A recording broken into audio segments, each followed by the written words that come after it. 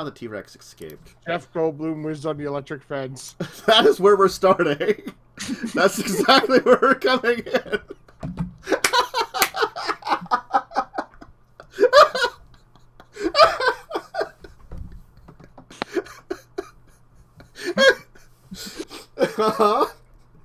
You're welcome.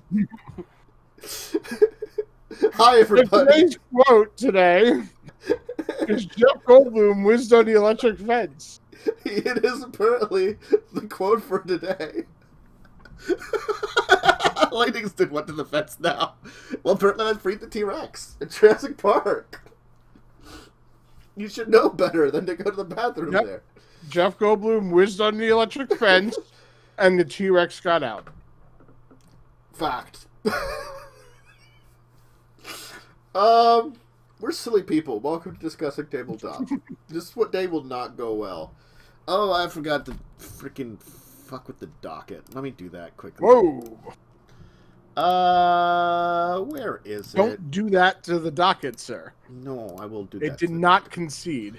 I'm just gonna do something that'll fuck with everybody for a second in their view, just because I'm gonna copy and paste from our chat here, and it's gonna make everything all wonky for a moment. Why fuck with the docket? Take that, docket. Urgh. Language, sir.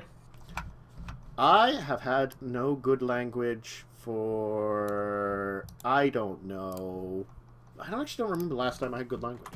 Or I'll sick Tasha on you. And her hideous laughter? No, her cauldron of everything. That's She's just going to dump it on your head. That's just silly. Mm-hmm. So, yes, we have an interesting docket of topics for today. We're going to start, of course, with good old Tasha's Cauldron of Everything from D&D. It's 5e, it's out. I think we kind of mentioned it the previous week, but I didn't want to actually have us go in depth with it, a little bit. Then I'm going to talk about a Vampire 5th edition book by Onyx Path, Let the Streets Run Red. Just because I was talking about Onyx Path doing 5th edition material. Vampires wouldn't want the streets to run red, because then they're wasting blood. I mean, it didn't say run red with what, though. Well, I'm sure they're not painting the streets. Are you sure they're not painting the streets? Not with actual paint. They could be. Sometimes you need the street cleaner vampire sometimes. Unless it's a Malkavian, they're not painting the streets red with paint. I mean, sometimes you might need just a job. If you're a vampire and you need a night shift job, that's a perfectly good night shift job. You can just go around painting streets, like the material that what they need. city would pay you to paint a street? When after the construction's done, they paint the streets, No! Yeah. It's after, they've finished up construction, they've done road work, they've dug up everything. They need to, paint the street stuff back on it. The lines and stuff. The lines, but not paint them red. Well, depends on your city. Maybe a city needs red streets. Especially if it's not an actual car street. If it's, those, streets that are, separated out that, civilians can go on. They're in Denver. And then they could be red. See? Lightning knows what I'm talking about. You guys are weird. We know the truth.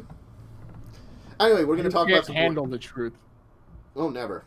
Then we're going to talk about some board games. We're going to talk about a Shining one, Escape from Overlook Hotel by Usaopoly. We're going to talk about the Snallygaster Situation board game, which is based on Kids on Bikes. So the RPG... I want you to say that word 10 times fast. Snallygaster Situation, Snallygaster Situation, Snallygaster Situation, Snallygaster Situation, Snallygaster Situation, Snallygaster Situation, Snallygaster Situation. Okay, enough! And there you go, you're welcome. You Snallygaster. Only on a Tuesday.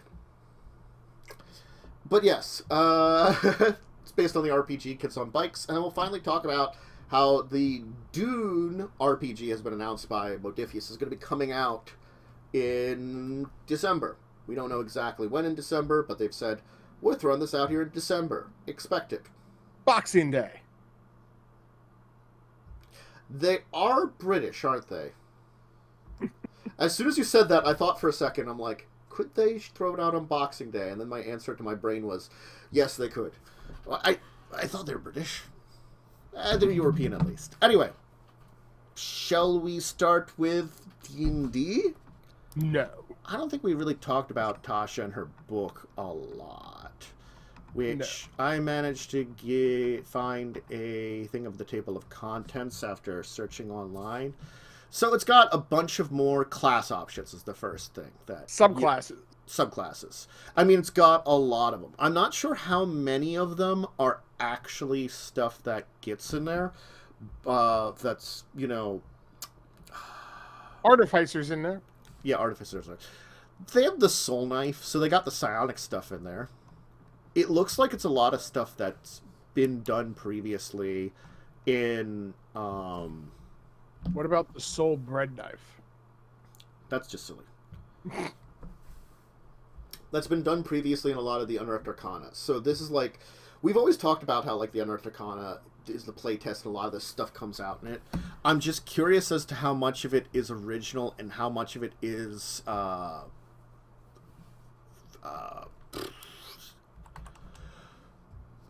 English, please work for me today. It's failed me once again. Unearthed Arcana. How much is actually like pushed under Unearthed Arcana and stuff.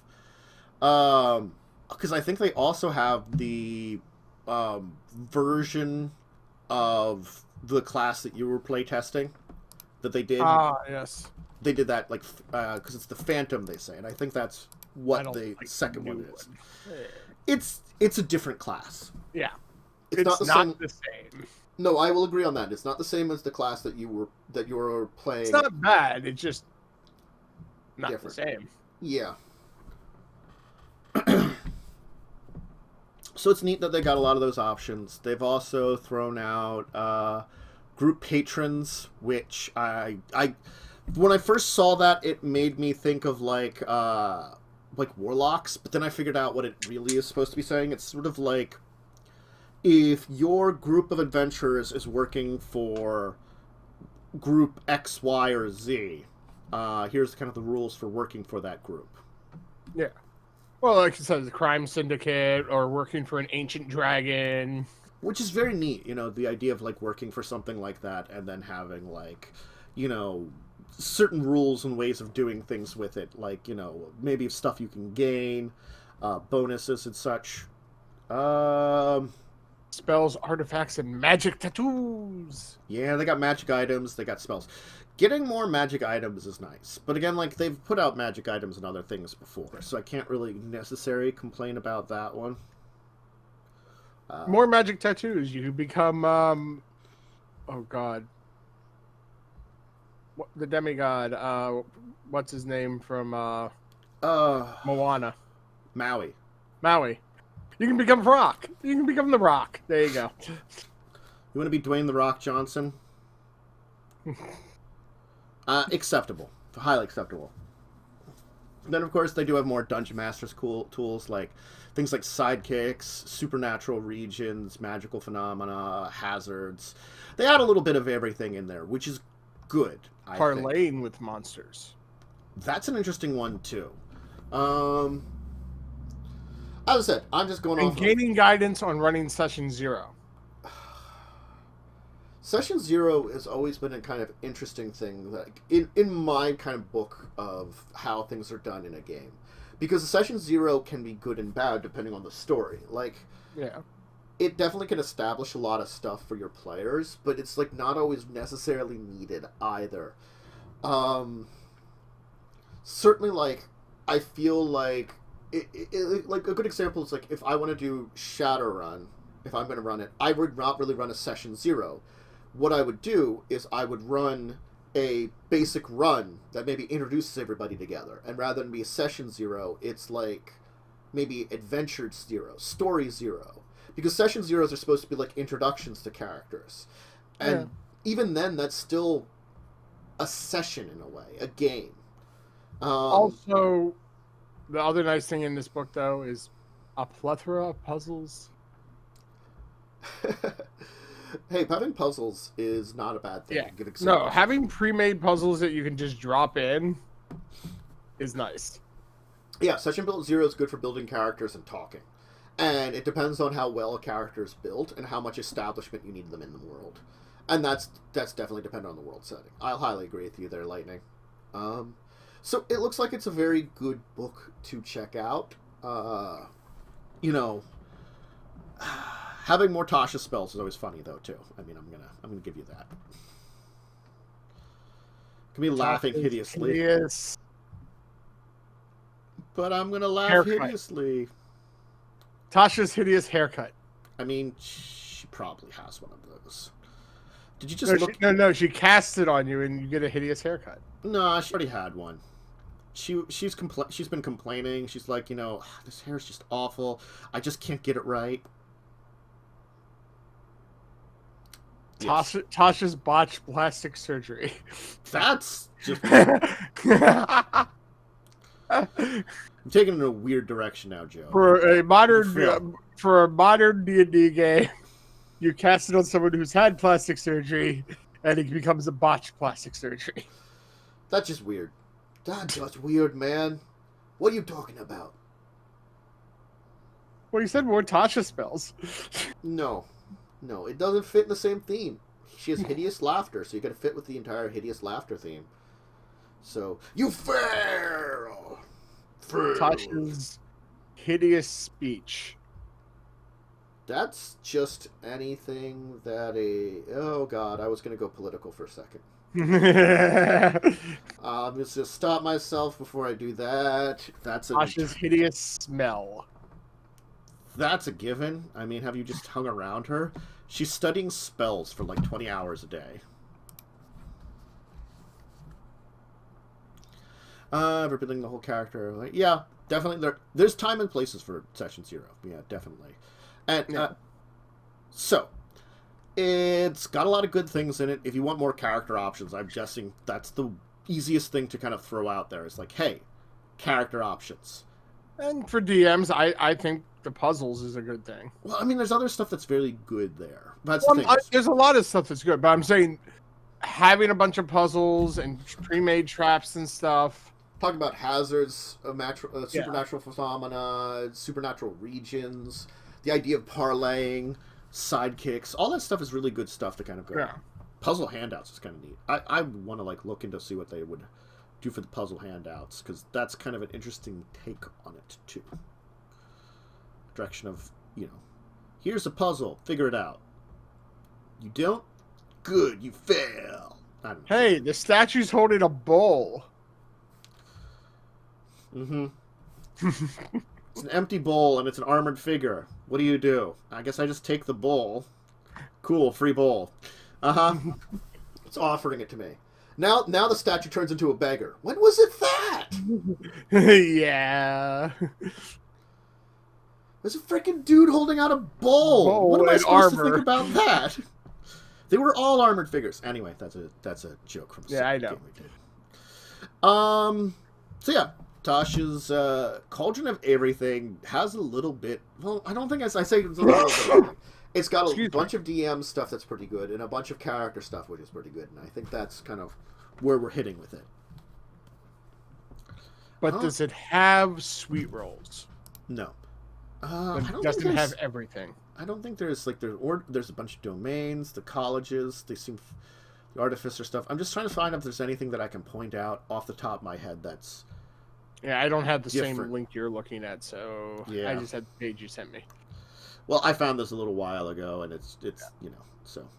Well, I don't like the alt cover.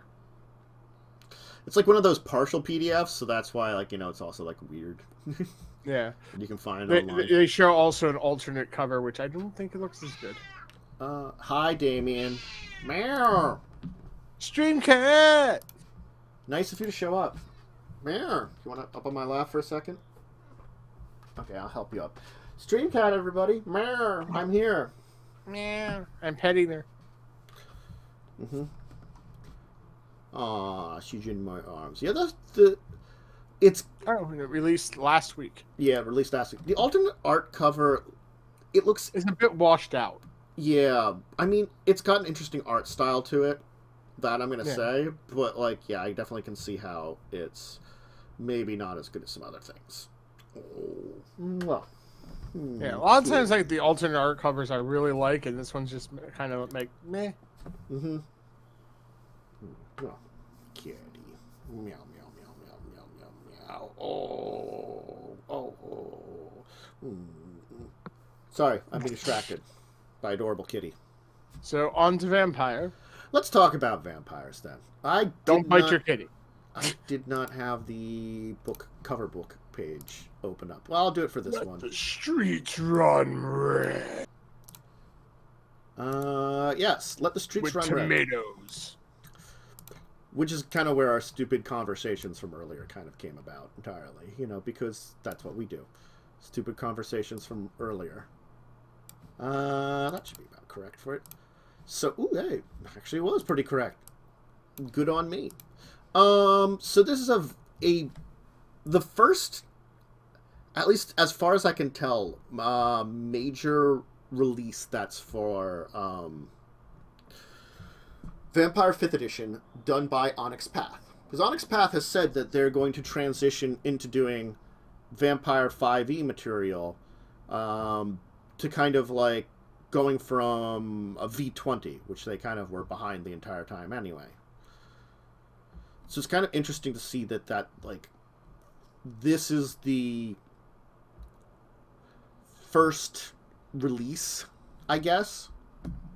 Or if they've had other releases, I've missed it, But it's also interesting because, like, with all the background stuff of the main publisher kind of moving around or not moving around or something weird with that going on with Vampire 5th Edition, it seems that at least Onyx Path is keeping with what they're doing, which is good. I think it's good that, like, someone that does stuff so well for World of Darkness and Vampires is kind of sticking with what they're doing, and we don't have to worry about it. I haven't played Vampire in so long. It is still fun to play, though I would certainly avoid Vampire 5th Edition. Technically. This is a discussion I've had before with people, and I think I've even discussed it a little bit here, is like I like some of the stuff they did settings-wise. Other stuff I don't like. I think they took the Inquisition too far, but like mechanics-wise, I think they relied too much on frenzying and fighting the beast. It's rather than having it an option you can explore in your games if you feel it's necessary, forcing it to be the primary thing of the game, and then therefore kind of removing out the other stuff, which was always an interesting sidewalk of finding the balance in your own games, kind of sucks. So, again, that's always been my 2 cents about it. But, it's got 4 full stories to play over multiple game sessions, each handling a different theme in Vampire the Masquerade. I'm interested to see that, to see how they do themes, how they do them well. If their themes are more of, like, fighting the beast kind of things, which is, like, something that the system pushes very heavily, or if they can find some of those other themes that existed within Vampire the Masquerade and are expressing them a little better using the settings that they're doing. I'm very curious on that end, because they could do a good job of taking a step away from some of that stuff that I've complained about, And well, it looks like one of the scenarios is fleeing the Inquisition into the murky swamps of rural Illinois. Yeah. But it comes with full 4 stories to play. Yeah. Which is nice. And it talks about Chicago, Milwaukee, Annapolis, and Gary, Indiana, and some of their inhabitants. No, just some guy named Gary, actually. Ah, well, that... Okay. And his inhabitants. Mm-hmm. Just a giant guy named Gary who's just, chilling. Vampires just walking on him. 9 ready-made characters, a cast of characters to use in your adventures and stuff like that. I mean, It seems like a good book for adventures, which is like one of the things that I think has been a heavy problem a lot of times in Vampire World of Darkness games, is that as much as I enjoy doing my own game, I know that there is a need and a use for pre-made stuff that you use. There always will be. Because it makes it easier for, like, newer GMs and GMs that aren't as skilled with coming up stuff to work off of something. Either to use it very directly or kind of improvise something on your own. Because World of Darkness is a very open-ended system. Yes. So it's not like you couldn't have that story. But sometimes it's hard to rein it in. Yeah. Oh, no. I agree. I agree heavily. Because of how open-ended it all can be. I mean, Mage, I think, is the hardest to really DM because magic powers. I don't know if Mage is the hardest, but it is definitely one of the harder ones because of, yes, exactly as you said, magic powers. And they are so open-ended. It's like, oh, you can, there is no preset spells. You just can, whatever you can think of. You can do it. You just have to worry about paradox. Yeah. And then that's where the DM has to go, oh god, what do I do with that now? Yeah. How much paradox should I make that for? You know, what kind of things should happen as retribution with the paradox? Yeah, no. It's good to have something to work off of. I think that's where I'm kind of with this on this adventure here, like this book. It's something to work off of, At the very least, to give you a scaffolding. Yeah. To have an idea, okay, this is how stories in this are kind of set up. This is kind of things I can do. And, even if you just use it as a idea point of, okay, these are the kind of things, and then go off and do your own, it's good to have something to look at. Yeah. And Onyx Path has done a very good job with the V20. So it's like, seeing this makes me both happy, but also it's like that, it's the concern of 5th edition, I think, is the problem that I have. So the PDF is going for $20. There's a hardcover that's going for standard $40, premium $50, and they got a deal for like $5 extra. You can get the premium and the PDF. Again, like, I think this is a little bit more expensive than Onyx Path's normal kind of price range, but I also think maybe it's based on, like, 5th edition and who we've got running it a lot now. Onyx Path had price ranges based on, like, well, they're the ones putting it out, before a lot of times, and they're the only ones putting it out. Now that 5th edition is out, well, you've got other people really in charge of how things are working a lot more. There's a vested interest in a lot of this stuff that's coming in from big companies. So they're treating it a little bit more like 5e D&D, which I don't know if is a good or bad thing. Right. But, I mean, it's probably worth it to check out. That's the best way I can say about it, is that it's worth it depending on how much you can use it for your games.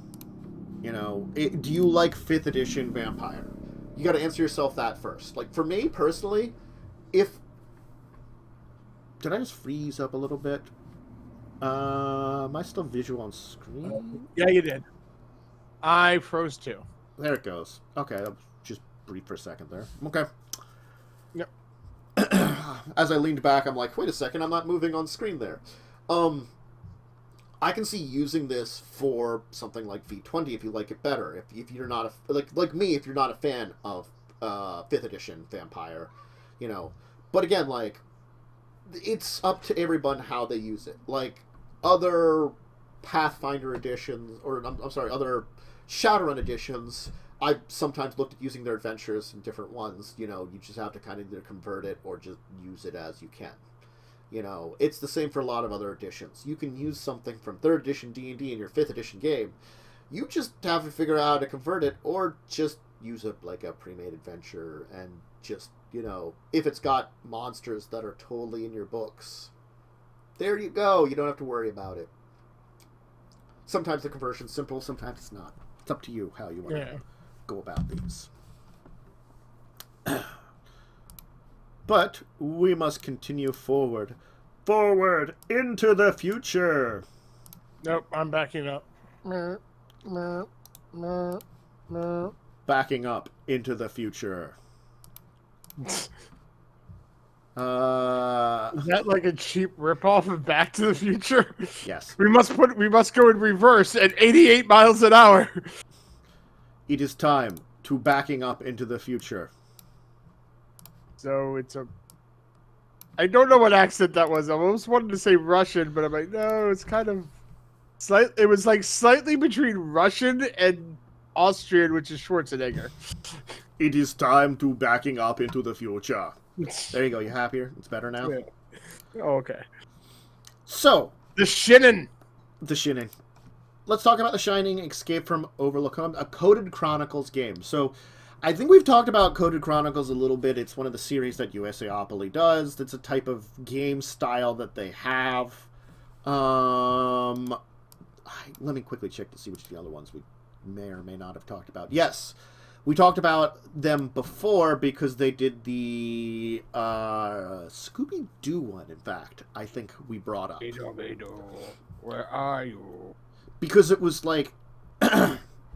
it's the idea of like a very puzzle-based game. And I think when we talked about it before, Coded Chronicles actually worked very well for something like a Scooby-Doo game. And we're like, oh, hey, they actually designed something really good to go along with this. In this case, we have The Shining, Escape from Overlook Hotel. Play as Wendy and Danny. Yeah. I want to play as Dick, though. No. Dick Halloran. Which one's that?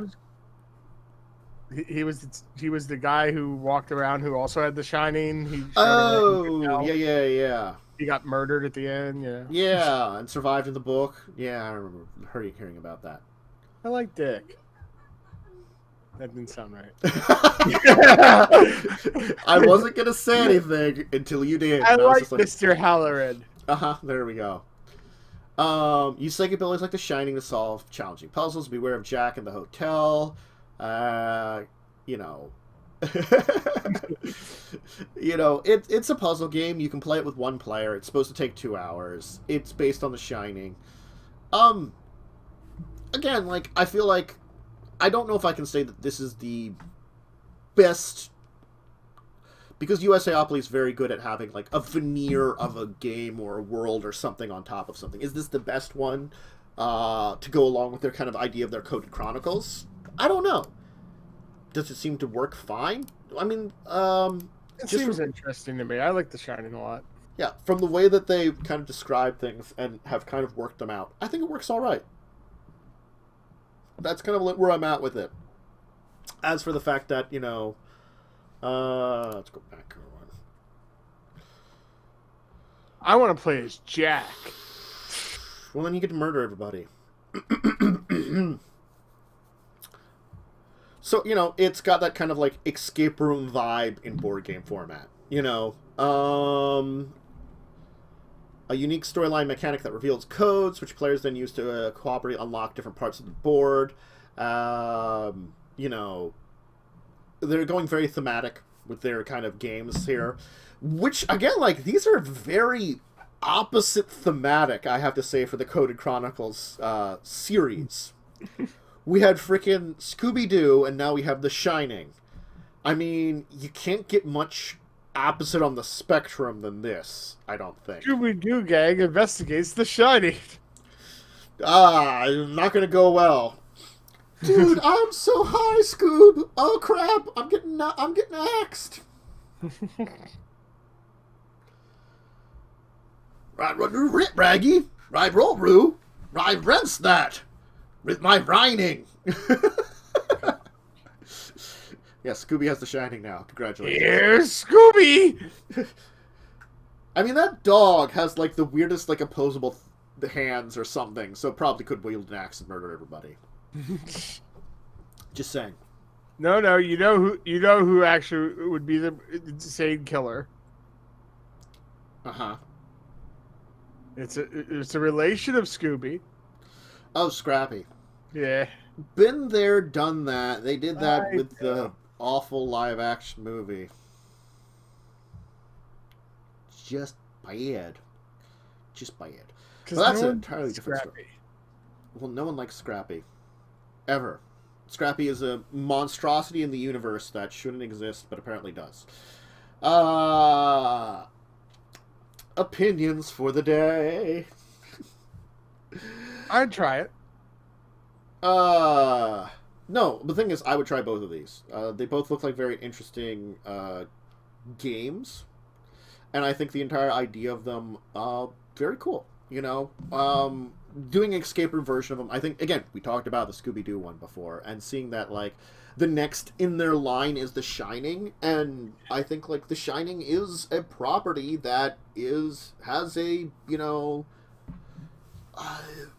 a like in the community kind of thing. People like The Shining still. God, this makes me feel old, though. Hmm. Shining broke history through the axe split door 40 years ago. Well, it's like there's things I remember from the 80s, which I'm not sure I remember being actually out in the 80s or reruns in the 80s. And that's the problem. I know this was 70s. Yeah. It was late 70s. Jeez. Yeah. But it's just like, oh my God, that makes me feel old when that movie's that old. So certainly this one is the 17 plus of the various Coded Chronicles ones. I'm not sure. Come on, you can let your 5-year-old play with it. I mean, I think even the Scooby-Doo one was 12 plus. It wasn't I was making it you. I know. Come on. It's a family game. You're murdering your family. What was it? It's a family game. Now go fight the giant tentacle monster. I think that was a D&D game we were in. I remember that quote. Anyway, we'll move on. I also love the journals are like the 80s, like 70s, 80s style paper journals that you'd have in school. Yeah. I mean, you could still get them. I like the composite notebooks. Those are still nice. I used them back in college, you know.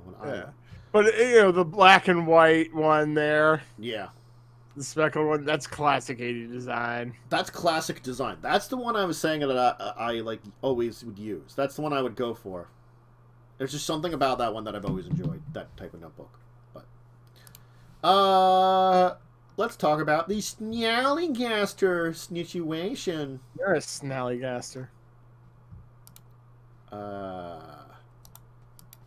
me quickly switch off the images. 2 to 5 players, ages 8 and up, and playtime is 5 minutes to an hour. That is just not a good link that I sent you, though. Now that I'm looking at it, I'm trying to find out about more information on it, and I'm realizing that that one is just that's all it gives you. It's the base game information. I might have to look this up on Board Game Geek. I like to go to the original sources for the show, but usually I use other news sources to try to find topics. So I'm on Board Game Geek now. I was reading up on it on another site and being like, let's go to the original thing. It's a cooperative game. Sounds like it, just from the nature of it. Which is based on the Kids on Bikes RPG. You and your best friends must face off against one of 4 diabolical monsters set on destroying Lakeview. And possibly the entire world. Okay, so Snallygaster is like a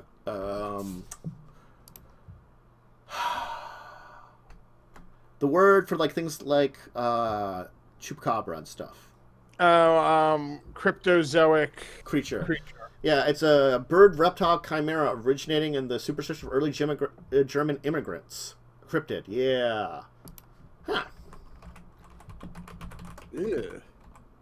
I just looked at a picture of one. It also has tentacles coming out of its mouth. It explains the, like, you know, picture here of, like, the tentacles. Yes. It does. You're a Snallygaster, sir. You wouldn't know for sure. I don't know what that was. Weird. Don't know. That was kind of weird, sir. Yeah, no, I will agree. I went weird there. So it's not technically out now, but it's interesting to see that we have a product here which is definitely based on, well, an RPG line. And it's interesting, too, because the fact is the RPG line is sort of like kids investigating things like cryptids and stuff, or supernatural stuff and things going on. It's just made by the Japan branch. It could be. Renegade Game Studios could have a Japan branch. I'm not going to deny that lightning. They love tentacles. Certain groups of them, yes. Not everyone. But then again, it's like with everything in a country. It's like not all Americans love guns. Enough of us do. America. So like it's the usual situations. Adults don't know what's going on. The kids have to find out about it, you know, and you have to face off against the monster and save the world, search for clues, find the monster's weakness, find accusing kids is abducted, and the threat to your hometown. A lot of these entire things are like this. It's the traditional thing, you know. It's sort of like saying every D&D adventure you'll end up with treasure. It's true. You will. It's the things that D&D adventures are known for. In the case of No. You could end up dead. The same can be said for kid-based adventures where they like end up saving their hometown or something. You know, or I'm just saying you wouldn't get treasure if you're dead. No, that's true. And definitely, you know, with things like it, you know, you can see that there are situations where people will just end up horribly dead. Especially if you have to fight a Snallygaster. Yeah, damn, those bastards. They can fly. Because apparently they're bird chimera monsters with tentacles. Yes. Birdopusses. Stick that in your birdopus. You can use their rides. Skateboards, dirt bikes, inline skates to search the town, look for clues, get the special items, avoid the monster. Okay, so they don't have just the Snallygaster. They also have Bloody Mary, the Dover Demon, and the Jersey Devil, with each monster having a different difficulty and probably different elements. Which is something that's interesting because it means they could go a route being similar to something like Arkham Horror, where you had a lot of like expansions introducing new monsters and gameplay mechanics. They could have more expansions to this that would do it, especially if it's successful. You know. But the thing is with Bloody Mary, just stay away from mirrors and don't call her. But, you know, someone's already summoned her, and she's murdering people in town, or kidnapping them, or doing something evil because of the summoning. I don't know, because, you know, insert superstition problems here. It's the usual for a lot of stuff like this. Insert superstition problems here. But, I mean, I like the idea of it. That's the best thing I can say about this off the top of my head is it's a neat little game. Kids on Bikes is one of those games that I've read up on, and I've read some of the book on it. And I thought it would be interesting to either play or try running at some point in time.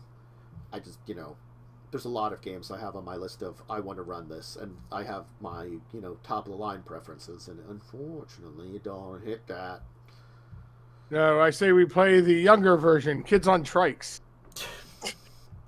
You probably could. It'd probably be very silly.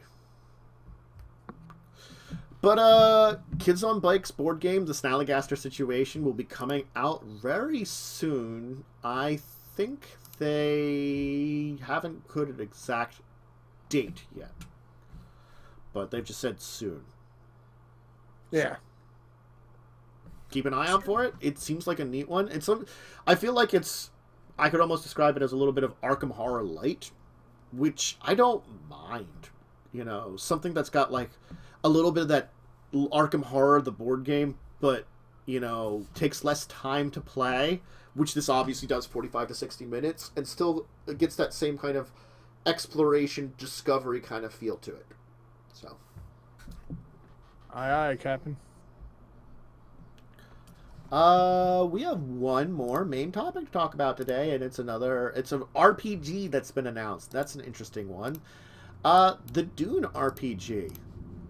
I wanted to talk about this, less about that we know a lot about it, and more that, you know, that's why it's kind of the last topic today, rather than being one of the other ones, because it's like, this has been announced by Modiphius. Modiphius does a lot of board games and stuff, and things like that, and there's the link to it. Hi, Damien. Welcome back. Exactly. You're back. You went on adventures, and then you've returned to me. So they're planning on it this month to release it. Or not this month. The upcoming month. Because I keep forgetting it's not actually out. December. Cat claw in the leg. Close. Hi, Damien. Yes, you're on We my only leg. have 2 more days this month. Yes. So pre-ordering launching the second week of October. So whatever date that will be, probably... Would that be the 7th or the 14th would be considered the second week in this case? That's an interesting question I'm going to pose. But Or is like 7th to the 14th that... I would say 7th to the, like the week of the 6th to the 12th would be... Okay. Somewhere in there. Yeah, because you normally go Sunday to Saturday. So Dune Adventures in the Imperium. You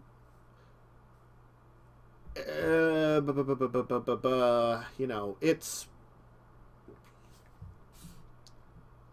They've got one of the Magic the Gathering artists who did the cover here, which I think I have very nicely on display here for everyone to see.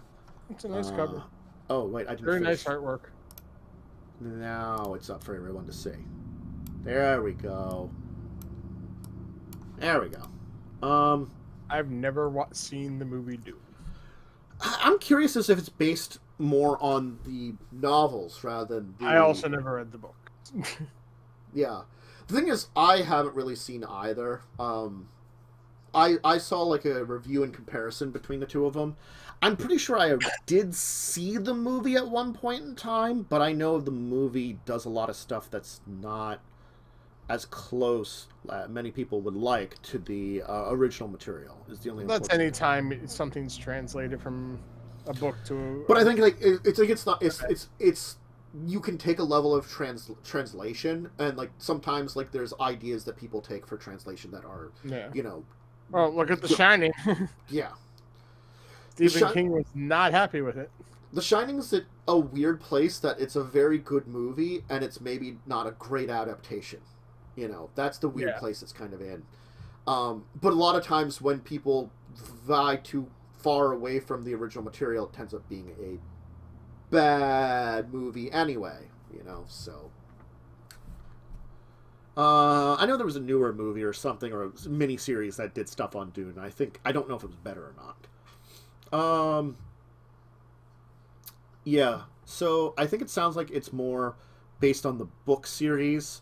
Kind of like, you know, their Conan series is based more on the Conan novels and stuff rather than the movies and stuff. Anderson, inhibiting elite agents working for noble houses, where a lot of...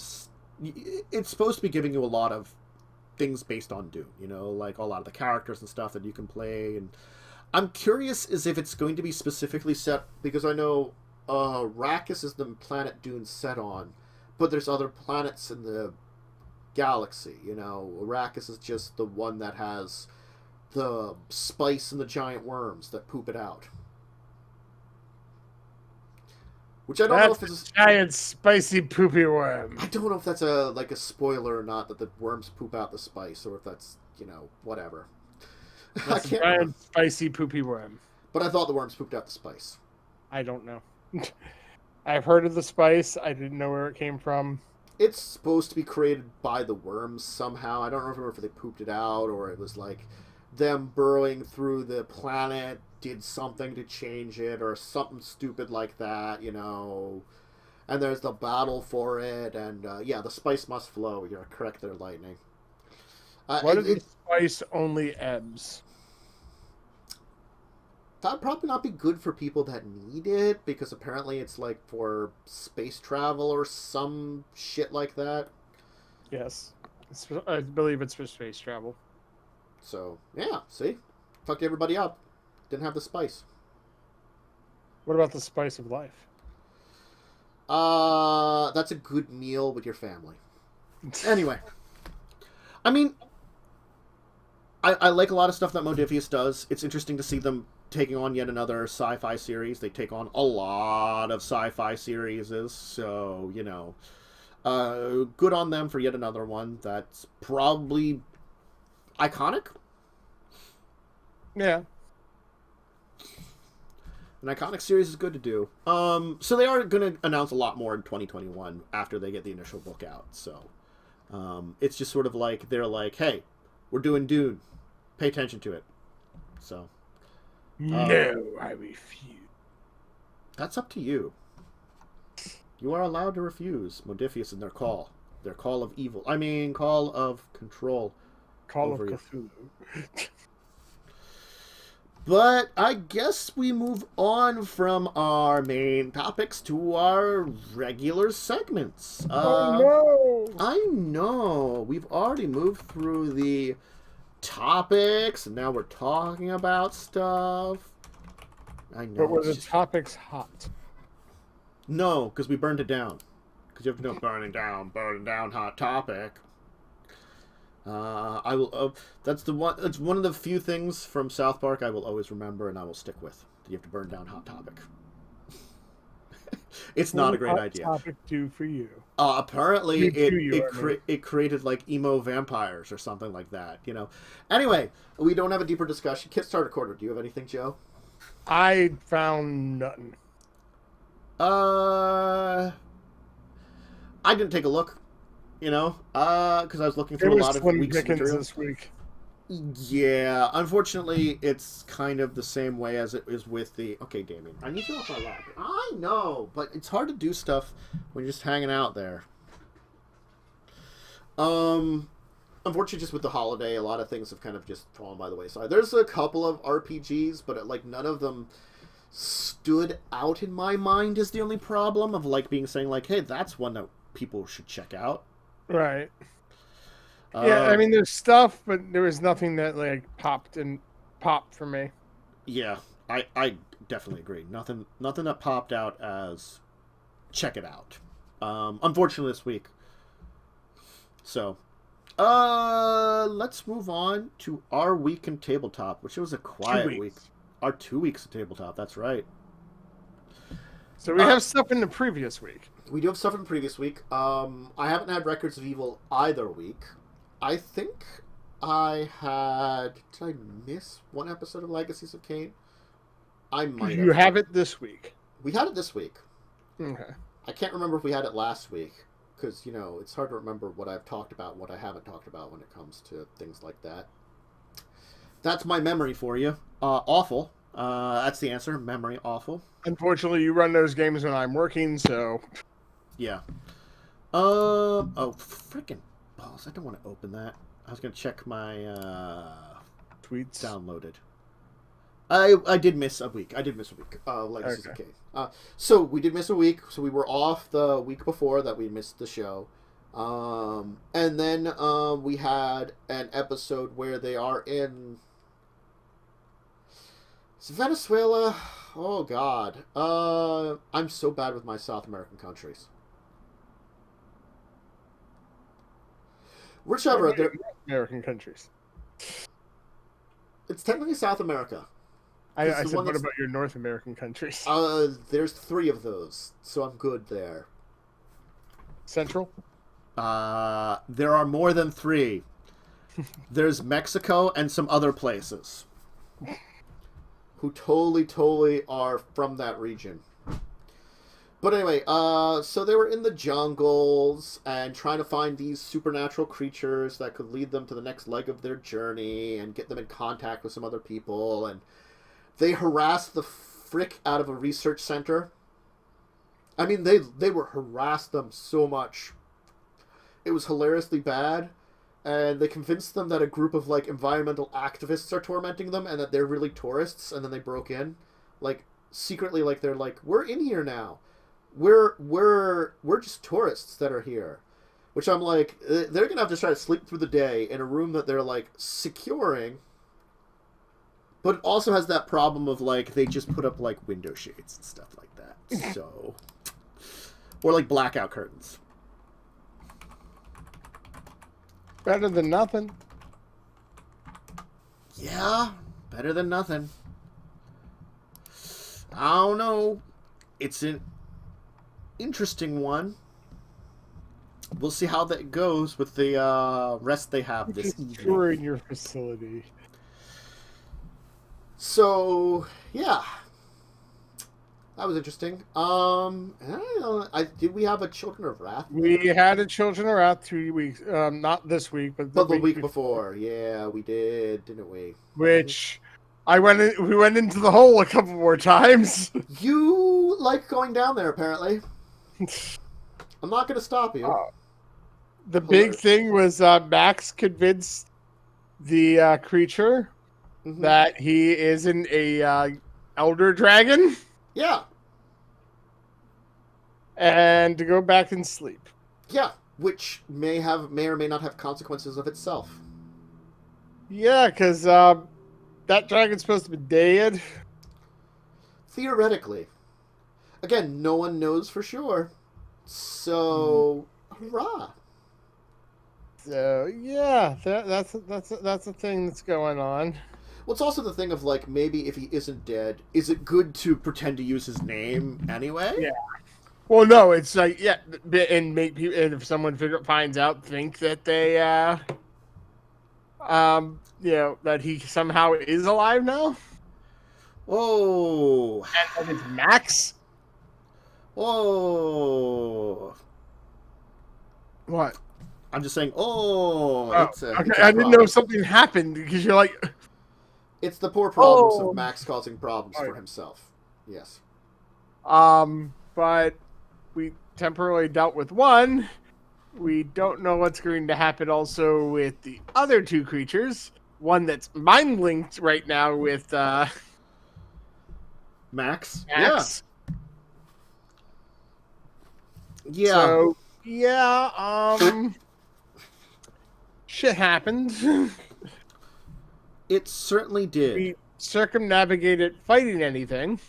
You did, which is good. That was smart plans. It was something that would have been a very difficult fight that even, like, with your allies, you may not have been able to beat. You know? Yeah. And also, like, the situation was not good. So you figured out a way to circumnavigate it successfully. But I'm so worried about the other two guys. Oh, yeah. That's definitely a good thing to worry about. Because, okay, yeah, it nestled into another part of the thing, melded with the stone, and went to sleep. That doesn't mean they won't come back. Because they don't know it did that. No, they will probably show up, but waking it may or may not be very easily done, you know? You don't know if it's something that, like...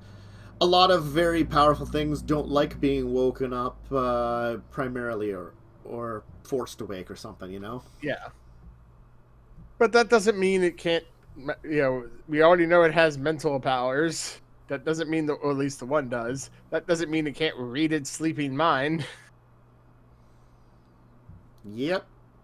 And then be able to say, hey, there's a dragon back. Not in Pog form, in I'm a big old dragon. In a bone form. Yeah. Because Max was in his naked skeleton form. He's back in bone form. Oh god, that dragon got boned. So yeah, so that was a great session for me.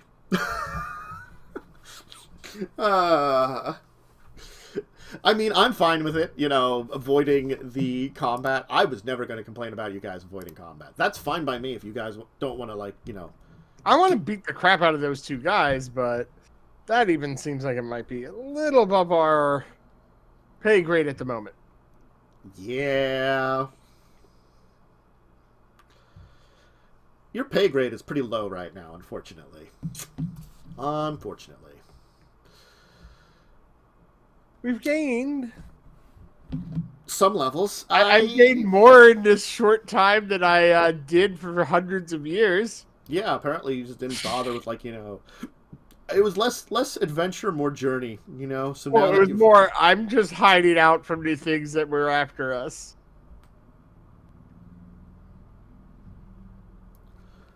Floof has a low play grade too. I will agree. So, yeah, I think that was our week in tabletop. Well, we played a little bit of. We did. We got a couple of games of Flux in. Oh, yeah, we got the Flux. I was also going to say it's not technically tabletop, but we also did some Civ 6. We did. Didn't we do another game when Umber arrived, or did we do more Flux? Or was Umber, or was no, we did Flux, and then when Umber arrived, we switched to Cantan. Yeah, we did a game of Cantan. And it was a weird game of Cantan. Honestly speaking, I did not expect myself to win, and I won. It was almost no 6s and 8s were rolled. The thing is, it's one of those things that's a lot of times with a game of Settlers, you can start out with you've got a pretty big lead and stuff. It's we were all pretty even.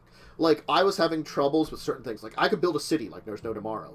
But, after I built my 2 cities, I was struggling to get settlements and stuff. So it was sort of it was a struggle there. But then, I was okay with roads for a while.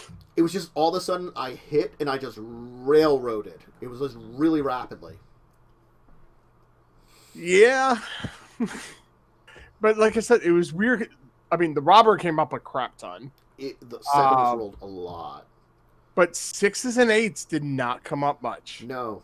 And I think 9s came up a whole bunch. Yeah, it's why? Because the dice hate us. I mean, I, in the end, didn't need the 6s and 8s, and the 9s technically helped me because it gave me a lot of crap that there were so many 7s rolled, there were so many times that I just threw out stuff because I had to, because I'd just gotten to 8 or more cards, and I'm chuck out stuff. Oh, the first time I had to throw stuff out sucked so bad because I had a settlement in hand. Yeah. I had 5 or 6 times I had to just chuck out stuff and call it a day. So it happened a lot for me. Oh, Lightning's calling you out on pathfinding. I forgot to talk about Carrying Crown. I'm sorry. You're right. I should have been talking about that too. So I did do some Carrying Crown. I think we did both weeks, did we? You guys finished up the Trial of the Beast. You managed to get it acquitted. If the horrible man suit doesn't fit, then you must acquit. It's the usual. You're going against the villain was wearing a man suit or something, or a monster suit, and pretending to be the beast and blaming it for a lot of its crimes. Apparently. What? I said, as you do, apparently. Yeah. Sometimes you just gotta wear a horrible monster suit. And then trick everybody into thinking that you're the monster, when you're not really. So yeah, and now they managed to beat up a bunch of trolls. And troll hounds. And also, their one character has gone kind of crazy. Oh yeah, Vorstag was not a nice person. No, not at all. He was a very awful person. He did wear this flesh of people as suits to pretend to be them. A lot. Oh, gnome suits. Not gnomes. And the one game we had, I was a gnome wearing gnome skin armor. Oh yeah, I remember that. And Anne's based on revenge, so the one character has gone all revengey, and which is kind of dangerous. And so we'll see how that goes. There's a lot of issues in that game. Fun issues. Fissues. Yeah, I think that was everything tabletop related. Oh, I did Pathfinder 2nd Edition too. I had to remember I did that. No major issues with the mechanics of the system yet. I continue to be the most least combat character in existence, which I'm fine with. I can pretend to do combat, but I'm Ling level of not being able to do combat. I mean, I can roll attacks. They might do something. Well, anyone can roll an attack. I know. That's what my it's I guess I'll roll an attack, and that then baby in the corner can throw its rattle at something and roll an attack. Well, I also perform and give everybody a +1 to attack and damage every round. That's what I do. I give +1 to attack and damage, and then call it a day. So, and I did with this level up that we just got, add an attack spell. I can vomit bees on people. And Henry Winkler? No, just in people in general. If Winkler is in there, he can get some bees too. Cover Henry Winkler and bees. I'm not covering him. He just gets to enjoy the bees and take 3d6 damage or something. But yeah, so Pathfinder 2nd Edition. I've been enjoying playing my Lizard Folk Bard. That is totally the most bland because I'm all 12s except for an 18 charisma. That's the way I built my character. 12, 12, 12, 12, 12, 18. I'm just slightly above average in everything. It's just I just built the character so stupidly. I was fine with it. It was so silly. I'm like, this is fine. I can do stuff and things. Yeah, I can roll things, and now I can roll things. I took a feat to get bonuses to all my untrained skills because reasons. What about raisins? Yeah. So yeah, good adventures there too. I think that's everything though then. I mean, like I said, we did a little bit of Civ 6. Civ 6, which you and I individually tried the Red Death thing, yeah. Which we did not understand at all. Nope. And we learned if you kill the person's civilian army, you win. Yes, you have to kill all their civilians. You killed my civilians because I was stupid and did not know that, and sent my civilians out near where your guys were, and you just went. I also found the border, and it separated my armies out because I'd been getting a couple of units. So I had 2 units of my civilians on one side of this mountain range and 2 units on the other side, and that's the one that killed your guy because I was just kind of wandering around with them, and it's well, I had a bunch of units spread out everywhere because I took over a bunch of I went to a bunch of cities. Yeah, I noticed that it kind of tells you what the Doomsday Preppers were interesting. Apparently, I could lay traps, but I never figured out how to do that. Wow. But the problem with I was zombies, and the problem is they take damage every turn. Because they're decomposing. So the only way and you can't heal them normally. Yeah, I think you can create more units easier. Yeah, well that and you I can combine unit into cores. Yeah, and that combines their health and everything to get it back up. So that's a way of doing it too, is getting more cores and combining. And it's a lot easier for you because I got a lot of just the modern units. And I was able to make 1 corpse out of 2 machine gunners very quickly, which I didn't know if it was the best idea to do. All my guys are just hordes. Yeah. So any of them can combine in the cores. Yeah, it makes it very quick and easy. Hordes. But, and I think the Civ game was going okay. I don't know who was in a good position there. I'm not in a great position. I've been near the bottom most of it, point-wise. Yeah, I think I'm doing okay, but the problem is, I worry that, I have a limit to what I can do, because my position wasn't really a good start, except for my capital is a production whore. That's the best way I can say it is. I've built a lot of shit in my capital. It's population and production. Because my capital is insanely sized. All it does is it gets bigger and builds shit. It doesn't. I'm I don't know if I have there's some things that I'm worried about with it, but I'm I think I have 20 population in my capital. They breed there's no tomorrow. But anyway, I've never been the greatest at Civ, so I'm okay. I can do certain things in it, but it depends on like a lot of luck on your where you start and stuff and things like that. Yeah. It's like again, like I know my capital's really good, but none of my other cities are really that great, and I think that's a problem too. It's like I've got a lot of like, I have one really good city and a bunch of like, they're there, they're doing some stuff probably at some point in time they might, but are they dancing? We'll have to play more of that.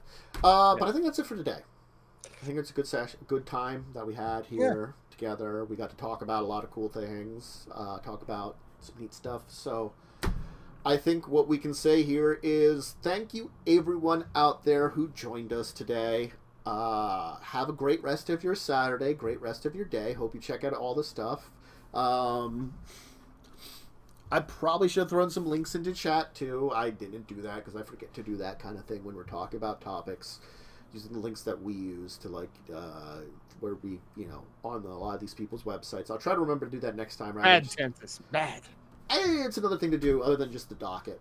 I mean, the docket's enough, and I throw the links into chat or the description of the YouTube videos when I put them out. But I haven't put out a YouTube video in like a month or two now, so I'm behind. Very bad chances. Very bad. So I'm going to try to start doing that December, getting back on the schedule. So expect that too. And I think that's it. Expect Spanish Inquisition. Might stream some more stuff for myself later on this weekend, either today, tomorrow, I don't know. It depends on if I work out something. Otherwise, I know Joe will join me for Thursday for Children of Wrath at 8 p.m.